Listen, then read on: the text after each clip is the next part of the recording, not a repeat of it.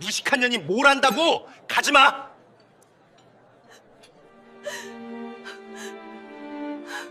나는 7개 국어를 유창하게 구사하는 WHO 출신 의료통역 전문가였다.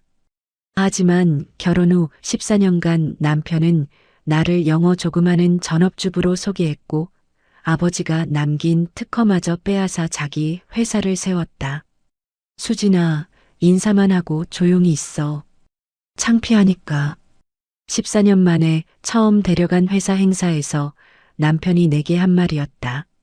남편의 비서는 내 옷차림을 훑어보며 비웃었다. 사모님, 오늘 옷이 참 편해 보이세요. 놀러 오신 것 마냥이요. 500억 협상이 통역사의 실수로 무너지려는 순간 나는 구석 자리에서 일어섰다. 남편이 앉아있어. 라고 소리쳤지만 나는 UAE 왕실 자문관 앞으로 걸어가 완벽한 아랍어로 입을 열었다. 자문관님, 1분만 시간을 주십시오. 심각한 오해가 있습니다. 분노로 가득 차 있던 자문관의 눈이 커졌다. 잠깐. 당신 목소리가 익숙하군. 혹시 14년 전 제네바? 대체 무슨 일이 벌어진 걸까요? 사연 시작 전에 구독과 좋아요를 눌러주시고 어디에서 듣고 계신지 댓글 남겨주시면 그곳으로 행복이 가득할 수 있도록 바라겠습니다. 용산의 고급 아파트 32층, 통유리 창문 너머로 한강이 유유히 흐르고 있었습니다. 햇살이 거실 바닥에 따스하게 내려앉았지만 소파에 앉아있는 수진의 눈동자는 그 어떤 빛도 담고 있지 않았어요. 42살, 올해로 결혼한 지 14년째였습니다. 수진은 매일 같은 시간에 일어나 남편의 출근을 배웅하고 혼자 남은 집을 청소하고 점심을 먹고 또다시 저녁을 준비했습니다. 오늘도 어김없이 그런 하루가 시작되었죠. 창밖의 풍경은 누가 봐도 부러워할 만큼 아름다웠지만 수진에게 이 집은 그저 화려한 새 장에 불과했습니다. 점심 무렵 식탁 위에 놓인 휴대폰이 울렸습니다. 화면에 뜬 이름은 남편이었어요. 수진은 잠시 망설이다 전화를 받았습니다. 수진아, 오늘 저녁에 중요한 만찬이 있어. 같이 가야 하니까 준비하고 있어. 수진의 눈이 미세하게 떨렸습니다. 14년 결혼 생활 동안 남편의 비즈니스 행사에 동행한 적은 단 한 번도 없었거든요. 남편은 늘 그녀를 집에 두고 혼자 나갔습니다. 그런데 오늘은 왜 갑자기 같이 가자는 걸까요? 네, 알겠어요. 그런데 무슨 자리예요? UAE 투자자들이랑 저녁 먹는 자리야. 유럽 쪽 사람들도 오고. 수진의 심장이 쿵 하고 내려앉았습니다. UAE, 유럽이라는 단어가 가슴 깊숙이 묻어둔 기억을 건드렸거든요. 하지만 남편의 다음 말이 그 희미한 설렘을 단번에 짓눌러 버렸습니다. 수수하게 입어. 그리고 인사만 하고 조용히 앉아 있어. 절대 아무 말도 하지 마. 알았지? 네. 특히 영어 좀 한다고 나서면 안 돼. 창피하니까. 전화가 끊어졌습니다. 수지는 한동안 꺼진 화면을 멍하니 바라보았어요. 입술이 파르르 떨렸지만 그녀는 아무 말도 하지 않았습니다. 14년 동안 그래왔듯이요. 수지는 천천히 안방으로 걸어갔습니다. 옷장 문을 열고 남편이 좋아하는 수수한 베이지색 옷들을 훑어보았어요. 그러다 문득 손이 옷장 가장 아래 서랍으로 향했습니다. 서랍 깊숙한 곳에는 낡고 빛바랜 가죽 파일 하나가 놓여 있었습니다. 수지는 조심스럽게 그 파일을 꺼냈습니다. 오랫동안 열어보지 않았던 것이라 먼지가 희끗하게 앉아 있었어요. 파일을 열자 과거의 자신이 쏟아져 나왔습니다. AIIC 국제회의 통역사 자격증, 유엔공인 의료통역 전문가 자격증, WHO 세계보건기구 직원증. 수진의 손끝이 미세하게 떨렸습니다. 사진 속 28살의 자신이 환하게 웃고 있었어요. 제네바에서 세계를 무대로 활약하던 시절 7개 국어를 자유자재로 구사하며 국제회의장을 누비던 시절의 모습이었습니다. 그때의 나는 어디로 간 걸까요? 수진의 눈가가 붉어졌습니다. 자격증들 사이에서 작은 명함 하나가 눈에 들어왔어요. 금박 테두리가 둘러진 고급스러운 명함이었는데 세월의 흔적으로 글씨가 조금 바래져 있었습니다. 칼리드 알막툼, UAE 왕실 의료자문관. 수지는 명함을 손에 쥐고 14년 전 제네바의 그날을 떠올렸습니다. WHO 긴급회의에서 다른 통역사의 치명적인 오역이 터졌을 때 28살의 그녀가 즉석에서 바로잡아 외교 문제를 막았던 일이었어요. 그날 칼리드 자문관은 수진에게 이 명함을 건네며 말했었죠.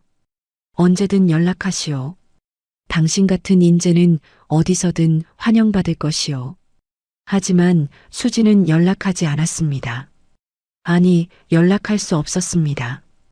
아버지가 돌아가시고 정신없이 흘러간 시간 속에서 그녀는 정우와 결혼했고 그렇게 모든 것이 멈춰버렸거든요.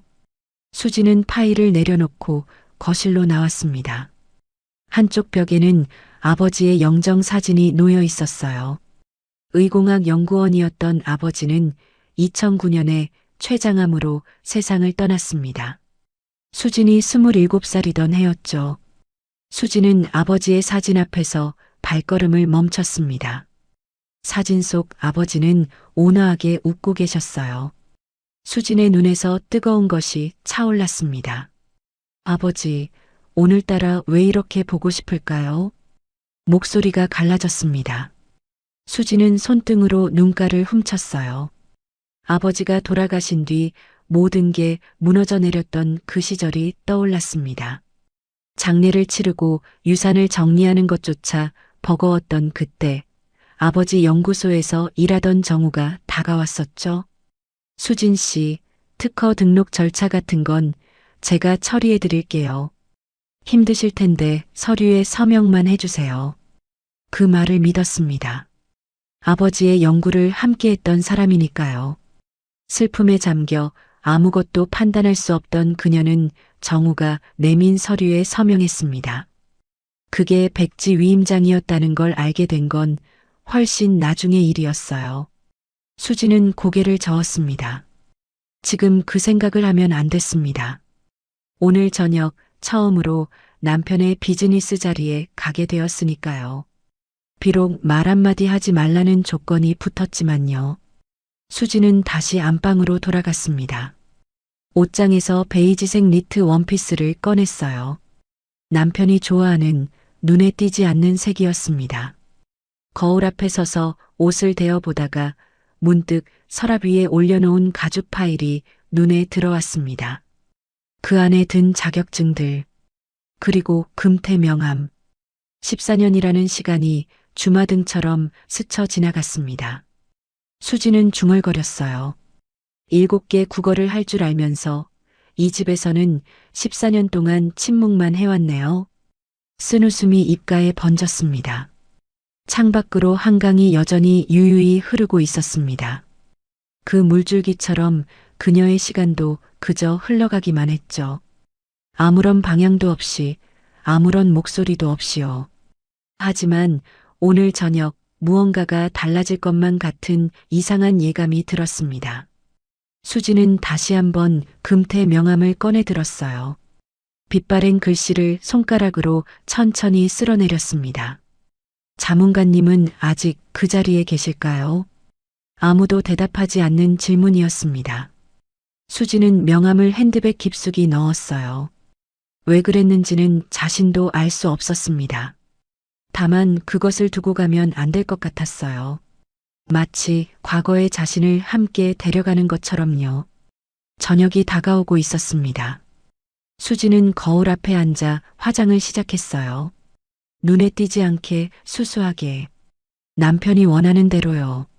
하지만 거울 속 눈동자 깊은 곳에서 무언가가 일렁이고 있었습니다. 14년 동안 꺼져 있던 불씨가 희미하게 살아나고 있었어요. 서울 시내 한복판 그랜드 하얏트 호텔의 대형 볼룸이 화려한 조명 아래 빛나고 있었습니다. 국제 의료 투자 만찬이 열리는 밤이었어요. 입구에서부터 고급 승용차들이 줄지어 멈췄고 턱시도와 이브닝 드레스를 차려입은 사람들이 붉은 카펫 위를 걸어 들어왔습니다. 수지는 호텔 로비에 서서 주변을 둘러보았습니다. 샹들리에가 천장에서 수천 개의 빛을 쏟아내고 있었고 어디선가 은은한 클래식 음악이 흘러나왔어요. 14년 만에 처음 참석하는 공식 행사였습니다. 가슴이 두근거렸지만 그 떨림은 오래가지 않았어요. 수진아, 뒤에서 따라와. 남편이 앞장서서 걸었습니다. 그 옆에는 해외 영업팀장 유라가 나란히 서 있었어요. 과감한 옆트임이 들어간 와인색 이브닝 드레스를 입은 유라는 마치 이 자리의 여주인처럼 당당했습니다. 반면 수지는 남편이 골라준 수수한 베이지색 니트 원피스를 입고 있었죠. 두 사람보다 세 걸음 뒤에서 조용히 따라 걸었습니다. 멀리서 보면 누가 부부인지 헷갈릴 정도였어요. 수진의 가슴 한구석이 쓰렸습니다. 하지만 표정을 바꾸지 않았어요. 14년 동안 이런 순간에 익숙해졌으니까요. 감정을 드러내봐야 달라지는 건 아무것도 없다는 걸 알고 있었습니다. 볼룸 입구에서 유라가 뒤를 돌아보았습니다. 수진을 위아래로 훑어보더니 입꼬리를 비틀어 올렸어요. 사모님, 오늘 옷이 참 편해 보이세요. 유라의 목소리에는 달콤한 독이 묻어 있었습니다. 주변에 있던 회사 직원 몇 명이 킥킥거리며 웃었어요. 수지는 아무 대답도 하지 않았습니다. 유라가 한 발 더 다가서며 속삭였어요. 장례식에도 입으실 수 있겠네요. 직원들의 웃음소리가 조금 더 커졌습니다. 수진의 손이 핸드백 끈을 꽉 움켜쥐었어요. 손등에 핏줄이 불끈 솟아올랐지만 얼굴에는 아무런 표정도 짓지 않았습니다. 남편은 그 모든 광경을 보면서도 모른 척 앞만 보고 걸었어요. 볼룸 안으로 들어서자 남편이 수진의 팔을 잡아 끌었습니다. 연회장 구석, 커다란 기둥 뒤에 있는 테이블로 데려갔어요. 가장 눈에 띄지 않는 자리였습니다. 여기 앉아서 먹고 마셔. 돌아다니지 마. 네. 영어 좀 한다고 나서면 안 돼. 알았지? 가만히 앉아만 있어. 남편은 그 말만 남기고 유라와 함께 메인 테이블로 향했습니다. 수지는 혼자 남겨진 채 테이블 위에 놓인 물컵을 바라보았어요. 수면에 비친 자신의 얼굴이 일렁였습니다. 유라의 목소리가 귓가에 맴돌았습니다. 사모님은 영어도 잘 못하시잖아요. 가만히 계시는 게 대표님 체면 살리는 거예요. 수지는 쓴웃음을 삼켰습니다. 7개 국어를 할 수 있지만 이 자리에서 그녀는 그저 영어도 잘 못하는 전업주부일 뿐이었어요. 잠시 후 볼룸 입구가 웅성거리기 시작했습니다. 오늘의 주빈들이 도착한 것이었어요. 수지는 고개를 들어 입구 쪽을 바라보았습니다. 가장 먼저 눈에 들어온 것은 하얀 전통 의상을 입은 중동 남성이었습니다. 머리에 쓴 흰색 구투라와 검은색 이갈이 위험 있는 인상을 더했어요. 그 뒤로 수행원 여러 명이 따랐습니다. 수진의 심장이 멎는 듯 했어요. 칼리드 알막툼, UAE 왕실 의료자문관. 14년 전 제네바에서 만났던 바로 그 사람이었습니다. 세월이 흘러 머리에 흰색이 섞였지만 카리스마 넘치는 눈빛은 여전했어요. 수지는 숨을 죽였습니다. 핸드백 안에 그의 명함이 들어있다는 사실이 갑자기 생생하게 느껴졌어요. 칼리드 뒤로 유럽 쪽 손님들도 들어왔습니다. 은발의 단정한 여성은 스위스 제네바 의료재단의 헬가 밀러 이사장이었고 그 옆에는 40대 중반의 단정한 남성이 배석해 있었어요. 이탈리아 의료장비업체 대표인 마르코 로시도 보였습니다. 세계 의료계의 거물들이 한자리에 모인 것이었습니다. 수지는 그들의 얼굴을 보며 가슴이 뛰는 것을 느꼈어요. 예전 같았으면 저 사람들과 함께 협상 테이블에 앉아 통역을 하고 있었을 겁니다. 하지만 지금의 그녀는 기둥 뒤에 숨겨진 그림자에 불과했죠. 메인 테이블에서 남편과 유라가 손님들을 맞이하는 모습이 보였습니다. 유라가 활짝 웃으며 영어로 인사를 건넸어요. 하지만 수진의 귀에 유라의 발음이 들어왔습니다. 틀린 곳이 한두 군데가 아니었어요. 유라가 회사 소개를 하다가 중요한 단어를 잘못 발음했습니다. We finished our criminal trial successfully. 수진의 눈이 커졌습니다. 임상시험을 뜻하는 클리니컬 트라이얼을 형사재판을 뜻하는 크리미널 트라이얼로 발음한 것이었어요. 외국 손님들 사이에서 당혹스러운 표정이 스쳐 지나갔습니다. 수진은 속으로 한숨을 내쉬었습니다. 저런 실수가 어떤 결과를 가져오는지 너무나 잘 알고 있었거든요. 14년 전 제네바에서도 비슷한 오역 때문에 큰일이 날 뻔했었습니다. 그때 칼리드 자문관이 옆에 있는 수행원에게 아랍어로 무언가를 말하는 것이 들렸습니다. 수지는 먼 거리에서도 그의 목소리를 정확히 알아들을 수 있었어요. 이 회사 준비가 덜 된 것 같군. 통역 수준이 형편없어? 수진의 손이 테이블 아래에서 떨렸습니다. 14년 동안 잠들어 있던 무언가가 서서히 깨어나고 있었어요. 전문가로서의 본능이 꿈틀거리기 시작했습니다. 저건 아니야. 저러다 일을 망치겠어. 하지만 수지는 자리에서 일어나지 않았습니다. 일어날 수 없었어요. 남편이 뭐라고 했던가요? 가만히 앉아만 있어. 나서지 마. 수지는 물컵을 들어 입술을 적셨습니다. 차가운 물이 목을 타고 내려갔지만 가슴 속에서 타오르기 시작한 불씨는 꺼지지 않았어요. 오히려 점점 더 뜨거워지고 있었습니다. 메인 테이블에서는 여전히 유라의 서툰 영어가 이어지고 있었습니다. 칼리드의 표정이 점점 굳어가는 것이 보였어요. 협상은 아직 시작도 하지 않았는데 분위기는 이미 가라앉고 있었습니다. 수지는 핸드백을 가만히 쥐었습니다. 그 안에는 14년 전의 금태 명함이 들어 있었어요. 그리고 7개 국어를 구사할 수 있는 그녀의 능력도 여전히 그 안에 잠들어 있었습니다. 오늘 밤 그것이 깨어날 것인지는 아직 아무도 몰랐습니다. 만찬이 어느 정도 진행된 후 본격적인 비즈니스 협상이 시작되었습니다. 장소는 볼룸 옆에 마련된 VIP 회의실이었어요.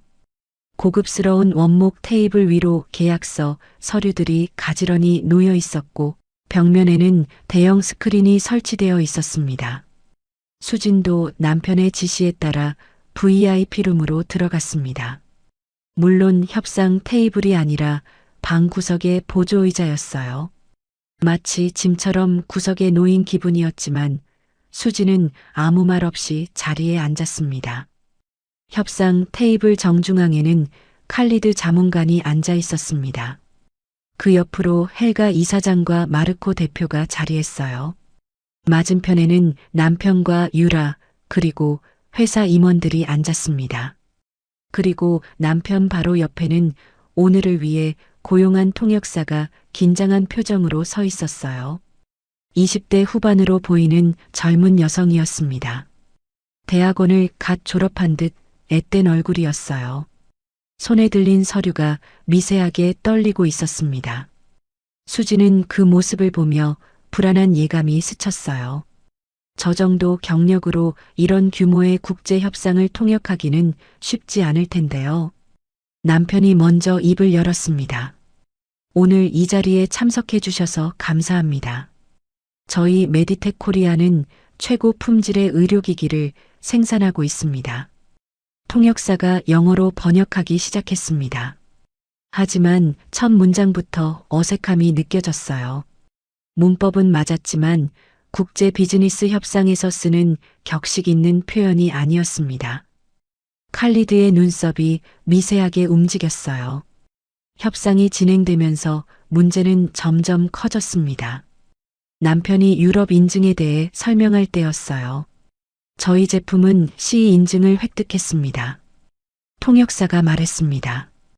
We have OBTA INED C-E 서터퍼케이션. CE 인증이라고 발음한 것이었어요.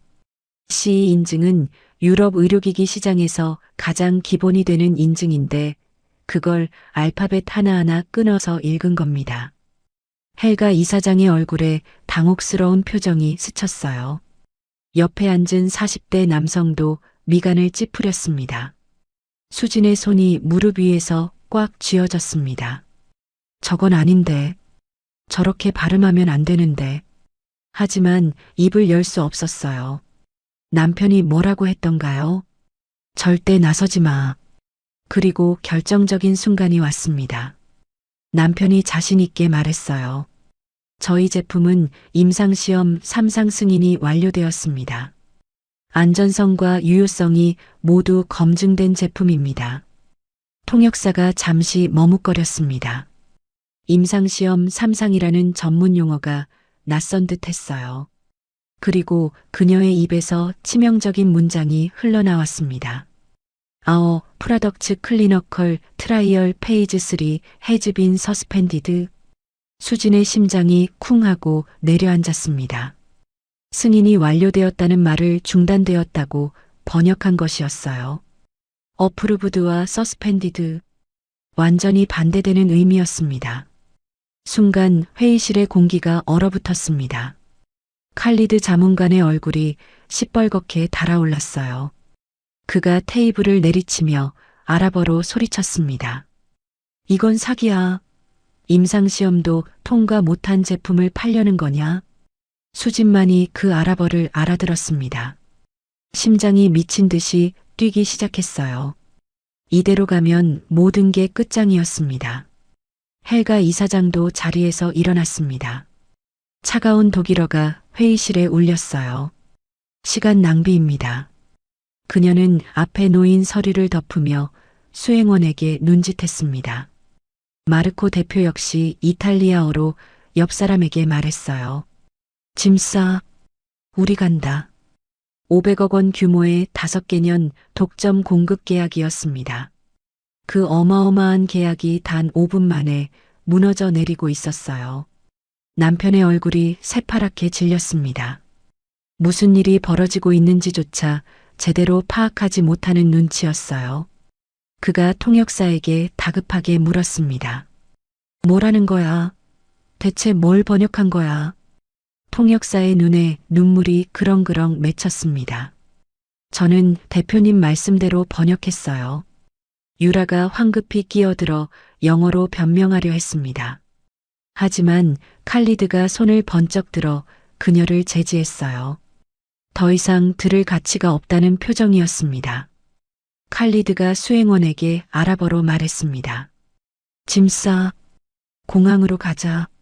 수행원들이 일제히 움직이기 시작했어요. 헬가 이사장도 가방을 들고 문 쪽으로 향했습니다. 마르코 대표는 이미 출구에 서 있었어요. 남편이 칼리드에게 다가가려 했지만 경호원이 앞을 막아섰습니다. 남편의 얼굴에 절망이 서렸어요. 땀이 이마를 타고 흘러내렸습니다. 수지는 구석자리에서 그 모든 광경을 지켜보았습니다. 손이 떨리고 있었어요. 심장은 터질 듯이 뛰었습니다. 머릿속에서 두 개의 목소리가 싸우고 있었어요. 나서야 해. 지금 아니면 모든 게 끝나. 아니야. 나서면 안 돼. 남편이 뭐라고 했어. 가만히 있으래잖아. 하지만 눈앞에서 벌어지는 참사를 보며 가만히 있을 수가 없었습니다. 14년 동안 잠들어 있던 무언가가 수진의 내면에서 들끓고 있었어요. 전문가로서의 본능이, 자존심이, 그리고 진짜 자신이 깨어나고 있었습니다. 칼리드가 문손잡이를 잡았습니다. 수진의 눈앞에서 500억 원짜리 계약이, 그리고 14년 만에 찾아온 기회가 사라지려 하고 있었어요. 손이 떨렸습니다. 다리가 떨렸습니다. 하지만 수지는 천천히 자리에서 일어났어요. 14년간 닫아두었던 입술이 떨리며 벌어지기 시작했습니다. 지금이야. 지금 아니면 영원히 새장 속에 갇혀있게 될 거야. 칼리드 자문관의 손이 문손잡이를 잡았습니다. 경호원이 문을 열었고 복도의 차가운 공기가 회의실 안으로 밀려 들어왔어요. 헬가 이사장은 이미 가방을 들고 문 앞에 서 있었고 마르코 대표도 수행원과 함께 출구로 향하고 있었습니다. 500억 원짜리 계약이 문 밖으로 걸어나가려 하고 있었어요. 남편이 다급하게 칼리드에게 다가갔습니다. 손을 뻗어 그의 팔을 잡으려 했어요. 하지만 경호원이 재빠르게 사이를 막아섰습니다. 거구의 경호원 앞에서 남편은 한없이 작아 보였어요. 자문관님, 잠깐만요. 오해가 있습니다. 제발. 남편의 목소리가 떨리고 있었습니다. 하지만 칼리드는 뒤도 돌아보지 않았어요. 아랍어로 짧게 내뱉었습니다. 오해가 아니라 기만이야. 더 이상 시간 낭비할 생각 없네.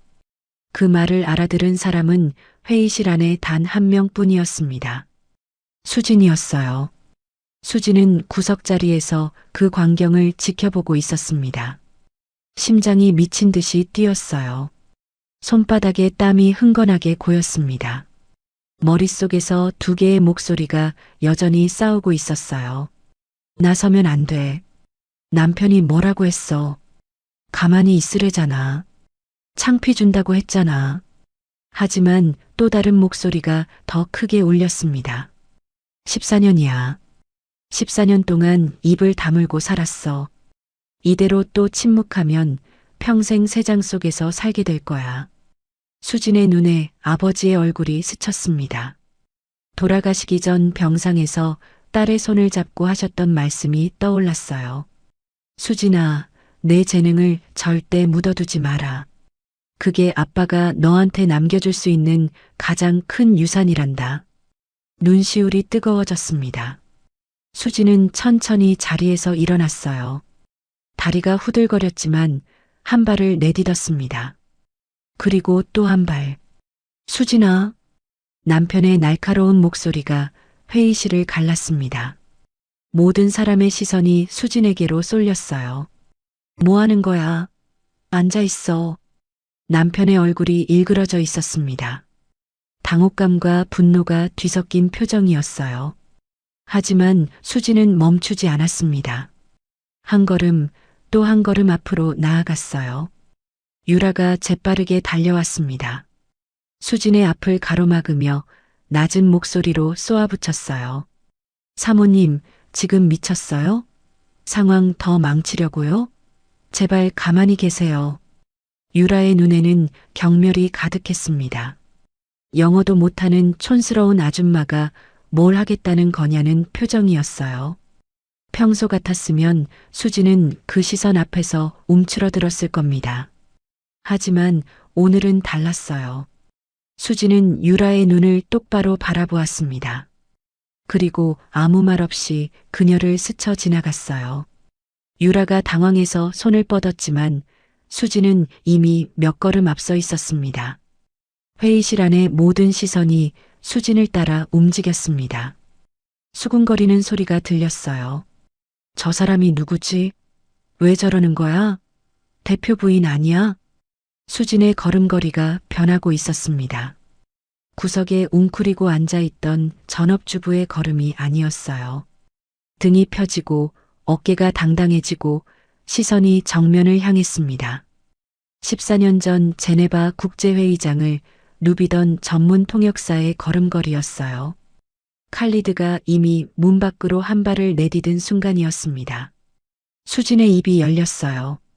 그리고 완벽한 걸프 아랍어가 회의실에 울려 퍼졌습니다. 자문관님, 1분만 시간을 주십시오. 심각한 오해가 있습니다. 칼리드가 멈췄습니다. 그의 넓은 등이 굳어지는 것이 보였어요. 천천히 몸을 돌렸습니다. 놀라움으로 커진 눈이 수진을 향했어요. 방금 그 유창한 아랍어가 어디서 나온 건지 믿기지 않는다는 표정이었습니다. 당신은 누구요? 칼리드가 아랍어로 물었습니다. 그의 목소리에는 경계심과 호기심이 뒤섞여 있었어요. 수지는 칼리드를 똑바로 바라보며 대답했습니다. 목소리가 떨리지 않도록 온 힘을 다해 집중했어요. 저는 이수진입니다. 방금 통역에 치명적인 오류가 있었습니다. 삼상 임상시험은 성공적으로 승인 완료되었습니다. 중단이 아닙니다. 회의실 안이 술렁였습니다. 아무도 그녀가 아랍어를 할 줄은 예상하지 못했거든요. 남편의 입이 떡 벌어졌어요. 유라는 얼어붙은 표정으로 서 있었습니다. 칼리드의 눈이 가늘어졌습니다. 수진을 위아래로 훑어보았어요. 그의 눈빛이 날카롭게 빛났습니다. 어프루브드와 서스펜디드를 혼동했다는 말이요? 그렇습니다. 자문가님. 통역사가 승인을 뜻하는 어프루브드를 중단을 뜻하는 서스펜디드로 잘못 번역했습니다. 저희 제품은 미국 FDA와 유럽 CE 인증을 모두 획득한 상태입니다. 수진의 아랍어는 물 흐르듯 자연스러웠습니다. 14년 동안 쓰지 않았다는 게 믿기지 않을 정도였어요. 마치 어제도 제네바 회의장에서 통역을 했던 것처럼요. 칼리드가 한 발짝 수진에게 다가왔습니다. 그의 표정이 변하고 있었어요. 분노가 가라앉고 그 자리에 무언가를 떠올리려는 듯한 눈빛이 떠올랐습니다. 잠깐, 당신 목소리가 익숙하오. 수진의 심장이 쿵 뛰었습니다. 칼리드가 눈을 가늘게 뜨고 기억을 더듬었어요. 그리고 갑자기 눈이 커졌습니다. 제네바, 14년 전 WHO 회의. 혹시 그때 그 젊은 통역사? 수진의 눈가가 촉촉해졌습니다. 그가 기억하고 있었어요. 14년이나 지났는데 그날의 일을 기억하고 있었습니다. 기억해 주셔서 영광입니다. 자문가님. 칼리드의 얼굴에 놀라움과 반가움이 교차했습니다. 14년 전 그날 다른 통역사의 치명적인 오역으로 환자 안전 프로토콜이 잘못 전달될 뻔했었어요. 외교 문제로 번질 수도 있었던 위기 상황이었죠. 그때 28살의 젊은 통역사가 즉석에서 바로잡아 칼리드의 체면을 살려주었습니다. 그 통역사가 바로 수진이었어요. 그때 내가 당신에게 명함을 줬소. 언제든 연락하라고 했는데. 칼리드의 목소리에 안타까움이 묻어났습니다. 왜 연락하지 않았소? 14년 동안 어디에 있었던 거요? 수진은 잠시 말을 잇지 못했습니다. 목구멍에 무언가가 걸린 것 같았어요. 14년간의 세월이 한꺼번에 밀려오는 것 같았습니다. 남편의 통제, 빼앗긴 목소리, 새장 같았던 집. 하지만 지금은 그 이야기를 할 때가 아니었어요. 수진은 감정을 추스르고 대답했습니다. 개인적인 사정이 있었습니다. 하지만 오늘 다시 이 자리에 설 기회를 주신다면 감사하겠습니다. 칼리드가 잠시 수진을 바라보았습니다. 그의 눈에 신뢰의 빛이 떠올랐어요. 그가 경호원에게 손짓하며 아랍어로 말했습니다. 문 닫아. 협상 계속한다. 그리고 헬가 이사장과 마르코 대표를 향해 영어로 말했어요. 여러분, 잠시만 기다려 주시오. 중대한 오해가 있었던 것 같소. 헬가 이사장이 의아한 표정으로 칼리드를 바라보았습니다. 마르코 대표도 걸음을 멈추고 뒤를 돌아보았어요. 칼리드가 수진을 가리키며 말했습니다. 이분이 상황을 설명해 줄 거요. 나는 이분을 신뢰하오. 모든 시선이 다시 수진에게 쏠렸습니다. 하지만 이번에는 달랐어요. 경멸이나 무시가 아니라 호기심과 기대의 눈빛이었습니다. 수진은 깊게 숨을 들이쉬었습니다. 가슴속에서 무언가가 활활 타오르고 있었어요. 14년 동안 꺼져 있던 불씨가 마침내 불꽃이 되어 피어오르고 있었습니다. 두려움은 사라지고 그 자리에 확신이 차올랐어요. 나는 할 수 있어. 아직 할 수 있어. 수지는 당당하게 협상 테이블을 향해 걸어갔습니다. 남편과 유라가 믿을 수 없다는 표정으로 그녀를 바라보았어요. 하지만 수지는 그들을 쳐다보지도 않았습니다. 14년간의 침묵이 마침내 깨어지는 순간이었습니다. 그녀의 진짜 목소리가 드디어 세상 밖으로 나오기 시작했어요. 칼리드 자문관이 수진을 향해 손짓했습니다. 이리 오시오. 여기 앉으시오. 그가 가리킨 곳은 협상 테이블 정중앙이었어요. 가장 중요한 자리, 모든 시선이 집중되는 자리였습니다. 수지는 잠시 망설였어요. 14년 동안 구석에만 있던 사람에게는 그 몇 걸음이 너무나 멀게 느껴졌거든요. 하지만 수지는 걸었습니다. 한 걸음, 또 한 걸음. 그리고 마침내 협상 테이블 정중앙에 섰어요. 남편이 황급히 끼어들려 했습니다. 자문관님, 제 아내는 그냥 전업주부입니다. 협상에는 박 대표? 칼리드가 차갑게 말을 잘랐어요. 그의 눈빛이 날카롭게 빛났습니다. 나는 지금 당신과 이야기하고 싶지 않소. 이분과 이야기하고 싶소. 남편의 얼굴이 불그락푸르락해졌습니다. 하지만 칼리드 앞에서 더 이상 말을 꺼낼 수 없었어요. 유라도 입술을 질끈 깨문 채 서 있었습니다. 칼리드가 수진을 바라보며 말했어요. 14년 전 그날을 아직도 기억하오. 제네바 WHO 긴급회의였소. 환자 안전 프로토콜을 논의하는 자리였는데 통역사가 치명적인 실수를 했소. 수지는 조용히 고개를 끄덕였습니다. 그날의 기억이 생생하게 떠올랐어요. 의료 과실 발생 시 책임 소재를 논의하는 조항이었소. 통역사가 책임을 진다를 책임을 회피한다로 잘못 번역했소. 하마터면 국제적인 외교 문제가 될 뻔했지. 칼리드의 목소리에 당시의 긴장감이 묻어났습니다. 그때 회의장 한쪽에 앉아있던 젊은 통역사가 손을 들었소. 28살밖에 안 된 동양인 여성이었소. 모두가 놀랐지. 그 젊은 여성이 완벽한 아랍어로 오역을 바로잡았소. 칼리드가 수진을 똑바로 바라보았어요. 그게 바로 당신이었소. 이수진 씨. 회의실 안이 조용해졌습니다. 모든 사람이 숨을 죽이고 두 사람의 대화를 지켜보고 있었어요. 그날 내가 당신에게 명함을 줬소. 언제든 연락하라고 했소. 당신 같은 인재가 필요하다고. 그런데 칼리드의 눈에 안타까움이 서렸습니다. 왜 연락하지 않았소? 14년 동안 어디에 있었던 거요? 수진의 목이 메었습니다. 14년간의 세월이 한꺼번에 밀려오는 것 같았어요. 남편의 통제, 빼앗긴 꿈, 다친 세상. 하지만 지금 그 이야기를 길게 할 수는 없었습니다.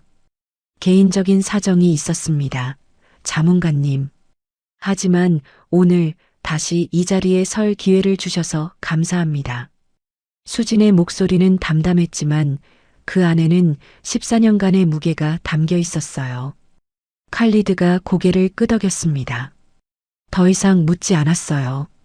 대신 테이블 위의 서류를 다시 펼치며 말했습니다. 좋소. 그럼 오늘 협상을 다시 시작합시다. 이수진 씨가 통역을 맡아주시오. 헬가 이사장이 독일어로 물었습니다. 칼리드 자문관, 이분이 정말 믿을 만한 분입니까? 수진이 헬가를 향해 고개를 돌렸어요. 그리고 완벽한 독일어로 대답했습니다.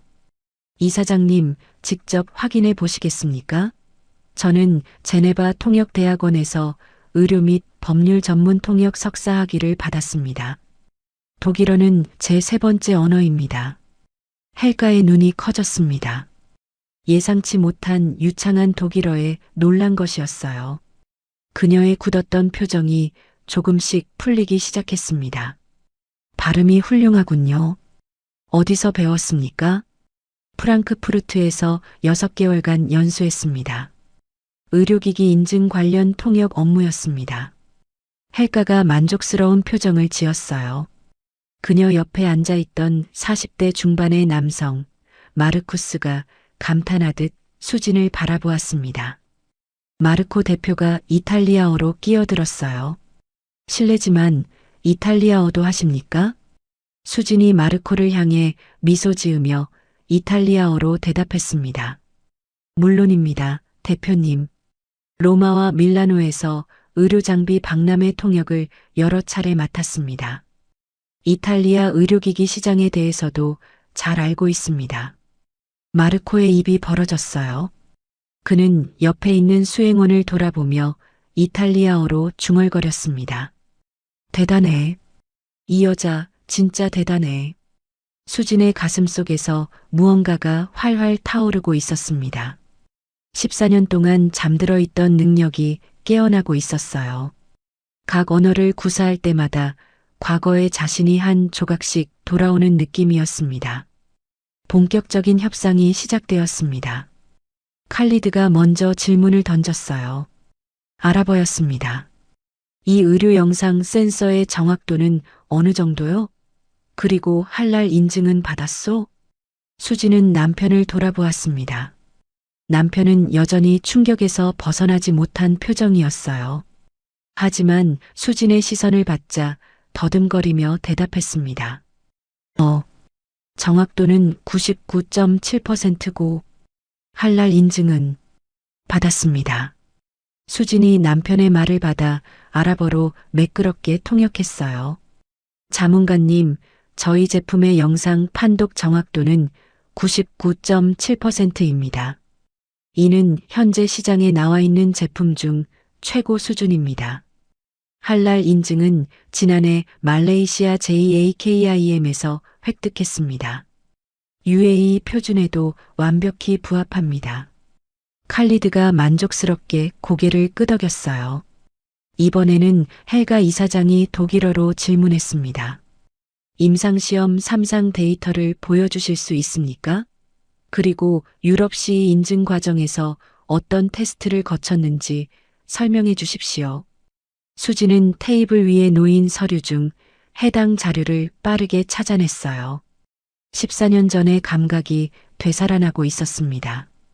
이사장님, 3상 임상시험은 서울대학교 병원과 연세대학교 세브란스 병원에서 진행되었습니다. 총 1200명의 환자가 참여했고 위양성률 0.3%, 위음성률 0.2%를 기록했습니다. 수지는 유창한 독일어로 데이터를 하나하나 설명했어요. 의료 전문 용어가 물 흐르듯 자연스럽게 나왔습니다. 헬가의 표정이 점점 밝아졌어요. C 인증은 독일 TUV 라인란드를 통해 획득했습니다. EMC 테스트, 안전성 테스트, 생체적 합성 테스트를 모두 통과했습니다. 헬가가 옆에 앉은 마르쿠스에게 독일어로 속삭였어요. 이 정도 실력이면 우리 재단에서도 탐낼 만하군. 마르쿠스가 고개를 끄덕이며 수진을 흥미롭게 바라보았습니다. 다음은 스위스 측 법률 고문의 질문이었어요.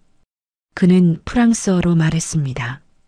계약 조항 중 지적 재산권 부분에 대해 설명해 주시겠습니까?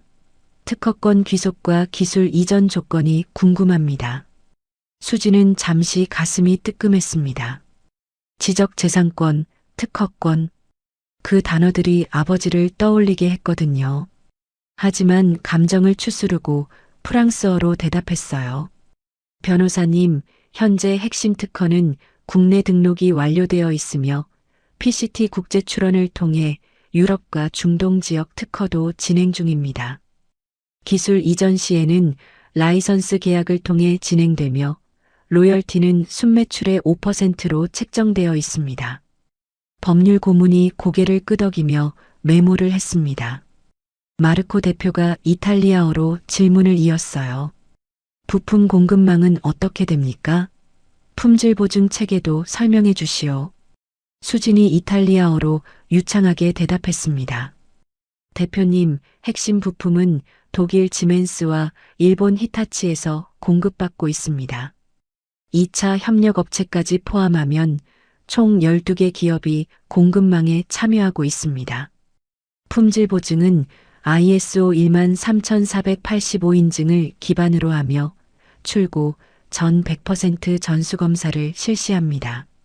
마르코가 감탄하며 손뼉을 쳤어요. 브라보. 당신은 정말 언어의 마에스트로요. 회의실 분위기가 완전히 달라져 있었습니다. 30분 전만 해도 결렬 직전이었던 협상이 이제는 활기차게 진행되고 있었어요. 그때 회의실 구석에 앉아있던 한 남성이 손을 들었습니다. 멕시코 의료기관 대표였어요. 그가 스페인어로 질문했습니다. 중남미 시장 진출 계획이 있습니까? 현지화 전략은 어떻게 되나요? 수지는 스페인어로 대답했어요. 대표님, 내년 상반기에 멕시코와 브라질 시장 진출을 계획하고 있습니다. 현지 파트너사와 합작법인을 설립하여 AES 네트워크를 구축할 예정입니다. 스페인어와 포르투갈어 매뉴얼도 이미 준비되어 있습니다. 멕시코 대표가 환하게 웃으며 엄지를 치켜 세웠어요. 회의실 안에서 박수 소리가 터져 나왔습니다. 칼리드가 먼저 손뼉을 쳤고 헬가와 마르코가 따랐어요. 다른 참석자들도 하나둘 박수를 치기 시작했습니다. 수지는 가슴이 벅차올랐습니다. 14년 만에 느껴보는 성취감이었어요. 눈시울이 뜨거워졌지만 눈물이 흘러내리지 않도록 꾹 참았습니다. 남편과 유라는 회의실 한쪽에서 입을 떡 벌린 채 서 있었어요. 믿을 수 없다는 표정이었습니다. 14년 동안 영어도 잘 못하는 전업주부라고 생각했던 여자가 7개 국어로 세계적인 거물들과 대화를 나누고 있었으니까요. 남편의 얼굴이 창백하게 질려 있었습니다. 그의 눈에는 당혹감, 분노, 그리고 무언가 더 복잡한 감정이 뒤섞여 있었어요. 두려움이었을지도 모릅니다. 아내가 자신보다 훨씬 뛰어난 사람이라는 사실에 대한 두려움이요. 유라는 얼굴이 일그러진 채 서 있었어요. 그녀가 그토록 무시하고 조롱했던 촌스러운 아줌마가 자신이 흉내조차 낼 수 없는 능력을 보여주고 있었으니까요. 수지는 그들을 쳐다보지 않았습니다. 볼 필요가 없었어요. 지금 이 순간 수지는 14년간 잃어버렸던 자신을 되찾고 있었습니다. 나는 할 수 있어. 항상 할 수 있었어. 그저 목소리를 빼앗겼을 뿐이야. 협상이 마무리 단계에 접어들었습니다. 칼리드가 계약서를 펼치며 말했어요. 이수진 씨, 당신 덕분에 오늘 협상이 성공적으로 마무리될 것 같소? 감사하오. 수지는 고개를 숙여 인사했습니다. 감사합니다, 자문가님. 기회를 주셔서 제가 더 감사합니다. 수진의 목소리는 담담했지만 가슴속에서는 폭풍이 휘몰아치고 있었어요. 14년간 닫혀있던 문이 활짝 열린 느낌이었습니다. 세 장의 빗장이 마침내 풀린 것이었어요. 그리고 그 문 너머에는 완전히 새로운 세상이 펼쳐져 있었습니다. 협상이 마무리 단계에 접어들었습니다. 회의실의 분위기는 2시간 전과 완전히 달라져 있었어요. 결렬 직전까지 갔던 협상이 이제는 화기애애한 분위기 속에서 진행되고 있었습니다. 칼리드 자문관이 계약서를 펼쳤습니다. 500억 원 규모의 5개년 독점 공급 계약서였어요. 그의 손에는 금색 만년필이 들려 있었습니다. 하지만 서명하기 전 칼리드가 입을 열었어요. 그의 시선은 남편을 향해 있었습니다. 박 대표, 솔직히 말씀드리겠소. 회의실이 조용해졌습니다. 모든 시선이 칼리드에게 쏠렸어요. 2시간 전 나는 이 협상을 포기하려 했소. 아니, 포기한 거나 마찬가지였소. 칼리드의 목소리는 낮았지만 또렷했습니다. 남편의 얼굴이 굳어졌어요. 통역 수준이 형편없었고 준비도 부족해 보였소. 솔직히 이 회사와 거래해도 되는 건지 의문이 들었소. 남편의 얼굴이 점점 창백해졌습니다. 회의실에 있는 모든 사람 앞에서 공개적으로 무능하다는 평가를 받고 있는 것이었어요. 유라도 얼굴이 불그락푸르락해졌습니다. 칼리드가 말을 이었어요. 하지만 이수진 씨가 모든 것을 바꿨소. 칼리드의 시선이 수진에게로 향했습니다. 그의 눈에는 진심 어린 존경이 담겨 있었어요. 나는 지금 이 계약서에 서명하려 하오. 하지만 분명히 해두겠소. 칼리드가 만년필을 들어 올리며 선언했습니다. 나는 박 대표의 회사를 믿고 서명하는 게 아니오. 이수진 씨를 믿고 서명하는 거요. 회의실에 침묵이 흘렀습니다. 남편의 얼굴이 하얗게 질렸어요. 자신의 회사, 자신의 계약인데 정작 자신은 신뢰의 대상이 아니라는 선언이었습니다. 수십 명이 지켜보는 자리에서 받은 치욕이었어요. 칼리드가 계약서에 서명했습니다. 금색 만년필이 종이 위를 미끄러졌어요. 그 순간 500억 원 규모의 계약이 성사되었습니다. 헬가 이사장도 자리에서 일어났어요. 그녀의 손에도 서류가 들려 있었습니다. 저도 한 말씀 드려도 되겠습니까? 헬가가 독일어로 말했고 수진이 자연스럽게 통역했어요. 스위스 제네바 의료재단은 이번 프로젝트에 공동 투자하기로 결정했습니다. 투자 의향서에 서명하겠습니다. 헬가가 서류에 서명하며 수진을 바라보았어요. 이수진 씨, 당신은 14년 동안 어디에 계셨습니까? 수진은 잠시 말을 잇지 못했습니다. 그 질문이 가슴 깊은 곳을 찔렀거든요. 세계가 당신 같은 인재를 필요로 합니다. 왜 이제야 나타나신 겁니까?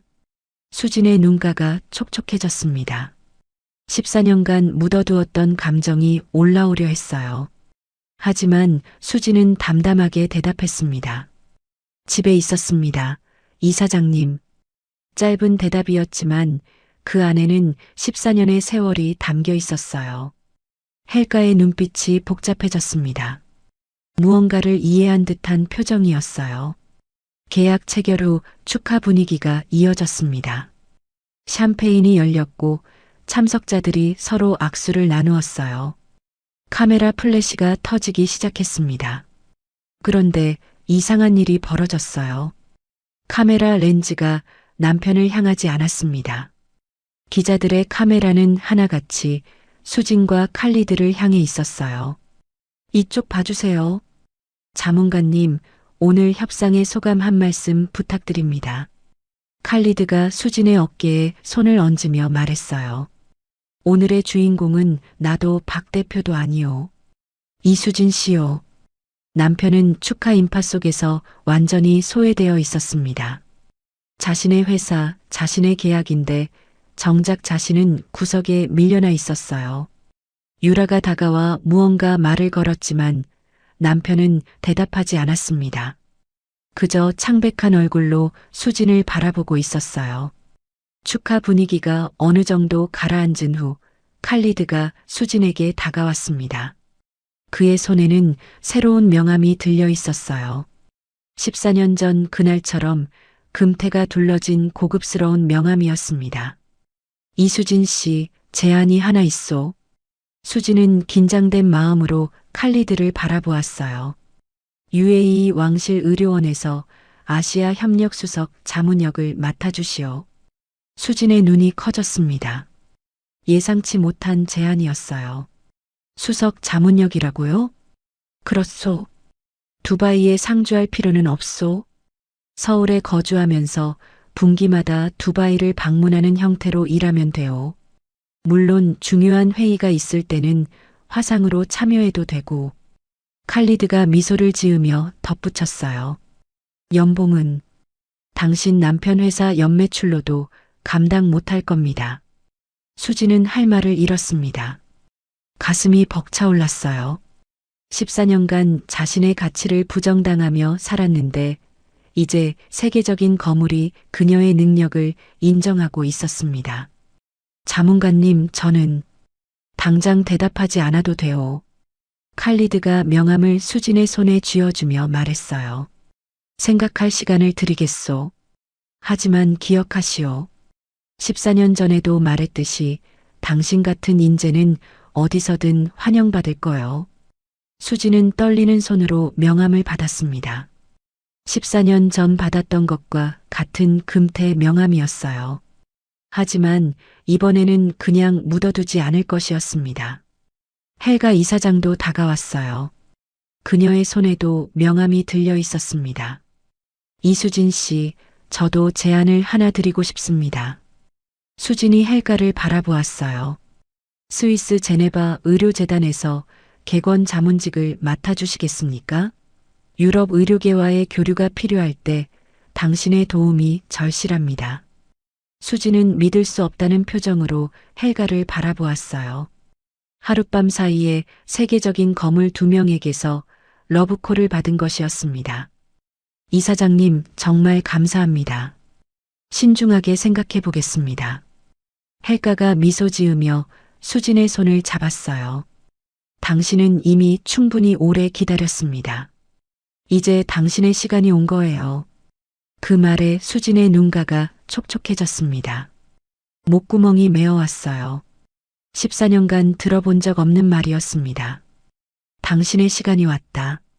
그 한마디가 가슴 깊이 파고들었어요. 그때 누군가 조심스럽게 다가왔습니다. 헬가 이사장 옆에 앉아있던 40대 중반의 남성이었어요. 단정한 인상에 온화한 눈빛을 가진 사람이었습니다. 실례합니다. 잠시 인사드려도 될까요? 그가 독일어로 말했어요. 수진이 고개를 돌렸습니다. 마르쿠스 베버입니다. 헬가 이사장님의 조카예요. 마르쿠스가 명함을 건네며 미소 지었습니다. 스위스에서 국제의료협력 분야에서 일하고 있습니다. 오늘 통역 정말 감명 깊게 들었습니다. 수진이 명함을 받으며 대답했어요. 감사합니다. 베버 씨. 마르쿠스라고 불러주세요. 마르쿠스의 눈빛이 따뜻했습니다. 제네바에 오실 일이 있으면 꼭 연락 주세요. 제가 안내해 드리겠습니다. 수지는 고개를 숙여 인사했어요. 마르쿠스는 한 번 더 미소를 짓고 돌아갔습니다. 수지는 손에 든 3장의 명함을 바라보았습니다. 칼리드의 명함, 헬가의 명함, 그리고 마르쿠스의 명함. 불과 2시간 전만 해도 기둥 뒤에 숨겨져 있던 그녀에게 세상이 손을 내밀고 있었어요. 이게 내 진짜 가치구나. 수진의 가슴 속에서 무언가가 뜨겁게 타올랐습니다. 14년간 빼앗겼던 자신감이, 자존감이 되살아나고 있었어요. 회의실 한쪽에서 남편이 수진을 노려보고 있었습니다. 그의 눈에는 분노와 굴욕감, 그리고 두려움이 뒤섞여 있었어요. 자신이 14년간 가두어 놓았던 새가 창살을 부수고 날아오르는 것을 지켜보는 기분이었을 겁니다. 유라도 남편 옆에 서 있었어요. 그녀의 얼굴은 일그러져 있었습니다. 촌스러운 아줌마라고 조롱했던 여자가 자신이 꿈도 꾸지 못할 위치에 올라선 것이었으니까요. 하지만 수지는 그들을 쳐다보지 않았습니다. 더 이상 그럴 필요가 없었어요. 만찬이 끝나갈 무렵 수지는 창가에 서서 서울의 야경을 바라보았습니다. 도시의 불빛이 반짝이고 있었어요. 14년간 이 도시에서 살았지만 이렇게 아름답게 느껴진 적은 처음이었습니다. 3장의 문이 열렸어요. 이제 날아오를 일만 남았습니다. 만찬이 끝났습니다. 참석자들이 하나둘 호텔을 떠나기 시작했어요. 칼리드 자문관과 헬가 이사장도 수진에게 마지막 인사를 건네고 떠났습니다. 마르쿠스는 떠나기 전 한 번 더 미소를 지어 보였어요. 수진은 로비에서 택시를 부르려고 휴대폰을 꺼냈습니다. 그때 누군가 수진의 팔을 거칠게 잡아 끌었어요. 남편이었습니다. 잠깐 얘기 좀 하자. 남편의 목소리는 낮았지만 분노로 떨리고 있었어요. 그의 소나기에 힘이 들어갔습니다. 팔이 아플 정도였어요. 여보, 여기서 조용히 따라와. 남편은 수진의 말을 끊고 그녀를 끌고 갔습니다. 로비를 지나 복도를 따라 걸었어요. 인적이 드문 비상계단 근처에 이르러서야 남편이 멈췄습니다. 유라도 어느새 따라와 있었어요. 두 사람이 수진을 에워싸듯 섰습니다. 남편의 얼굴이 일그러져 있었어요. 만찬장에서 눌러왔던 분노가 폭발 직전이었습니다. 수진아. 남편의 목소리가 낮게 깔렸어요. 내가 날 망신시키려고 작정했어? 14년 동안 숨기고 있었던 거야? 수진은 아무 대답도 하지 않았습니다. 남편의 눈을 똑바로 바라보았어요. 7개 국어, 제네바 통역대학원, WHO, 그런 걸 왜 숨겼어? 남편의 목소리가 점점 커졌습니다. 복도에 메아리가 울렸어요. 내가 바보 같아 보여? 14년 동안 영어도 못하는 척하면서 날 속인 거야? 수지는 여전히 침묵했습니다. 남편의 분노가 허공을 가르고 있었지만 수진의 마음은 놀라울 정도로 고요했어요. 14년간 이런 순간마다 움츠러들고 눈물을 삼켰지만 오늘은 달랐습니다. 유라가 끼어들었어요. 그녀의 얼굴에는 도끼가 서려 있었습니다. 사모님, 지금 뭘 증명하고 싶으신 거예요? 유라가 비웃듯 말했어요. 대표님 없으면 굶어 죽을 주제에 오늘 잠깐 잘난 척했다고 뭐가 달라지는 거예요? 유라의 입꼬리가 비틀어졌습니다. 그러니까 사모님은 그냥 집에서 살림이나 하세요. 바깥 일은 저처럼 능력 있는 사람들이 하는 거예요. 수진의 눈이 차갑게 빛났습니다. 14년간 참아왔던 것들이 가슴속에서 끓어오르고 있었어요. 더 이상 참을 이유가 없었습니다. 수진이 입을 열었어요. 닥쳐. 단 2글자였습니다. 하지만 그 무게는 14년의 침묵을 깨뜨리기에 충분했어요. 유라의 표정이 얼어붙었습니다. 남편도 멈칫했어요. 14년 결혼 생활 동안 단 한 번도 들어본 적 없는 말이었거든요. 항상 고개 숙이고 조용히 대답하던 아내가 반말을 한 것이었습니다. 뭐라고? 유라가 더듬거렸어요. 믿을 수 없다는 표정이었습니다. 수지는 유라를 쳐다보지도 않았어요. 시선은 오직 남편에게 고정되어 있었습니다. 14년 동안 숨긴 거냐고 물었지? 수진의 목소리는 낮았지만 단단했어요. 아니, 숨긴 게 아니야. 내가 숨기게 만든 거야. 남편의 눈이 흔들렸습니다. 사회생활하지 말래서 안 했어. 영어 쓰지 말래서 안 썼어. 사람 만나지 말래서 안 만났어. 내가 시키는 대로 14년을 살았어. 수진의 눈에서 뜨거운 빛이 타올랐어요. 그런데 뭐? 내가 널 망신시켰다고? 내가 스스로 망신당한 거야. 통역사 하나 제대로 못 뽑아서, 협상 하나 제대로 못해서. 남편의 얼굴이 불그락푸르락해졌습니다. 아내에게 이런 말을 듣는 건 처음이었어요. 너는 나를 사랑한 게 아니야. 수진이 한 발짝 다가섰어요. 남편이 무의식적으로 한 발짝 물러났습니다.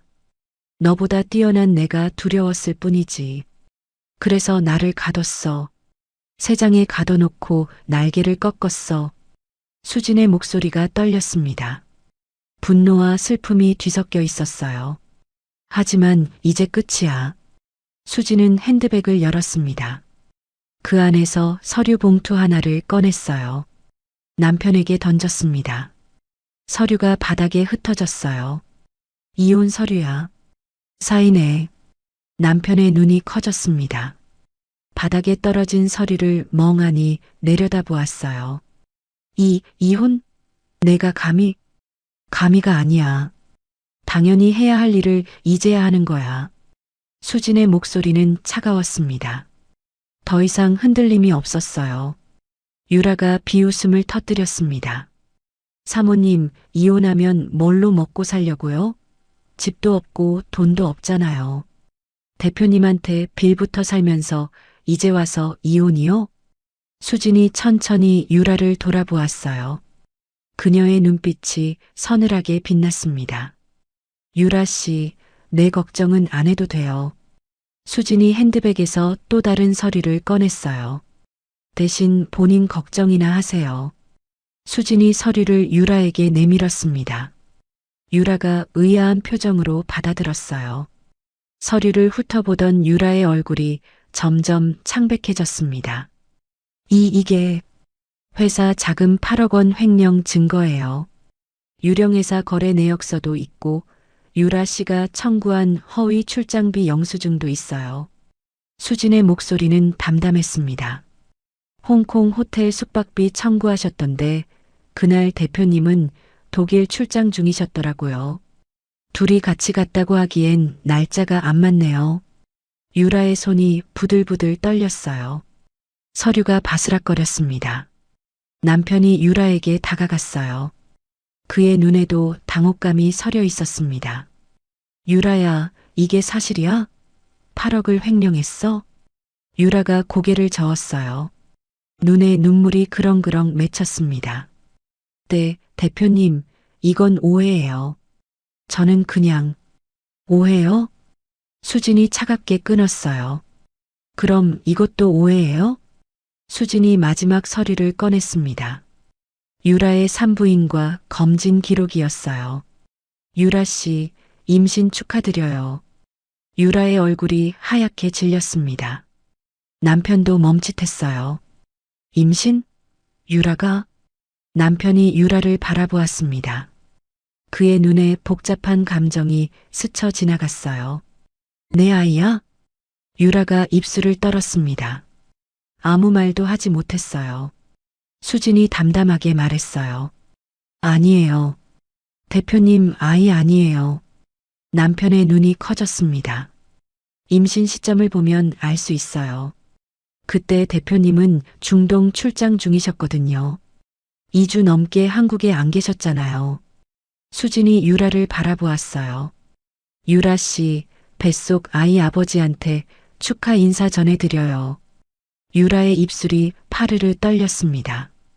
장회의 이사님께 복도에 정적이 흘렀습니다. 장회의, 중국 경쟁사 화웨이 메디컬의 이사였어요. 유라가 회사 기밀을 유출하던 바로 그 사람이었습니다. 남편의 얼굴이 일그러졌어요. 분노와 배신감이 뒤섞인 표정이었습니다. 장회의, 그 중국놈? 유라야, 내가 그놈이랑. 대표님 아니에요. 이건 정말. 유라가 울먹이며 변명했어요. 하지만 증거 앞에서 무너지고 있었습니다.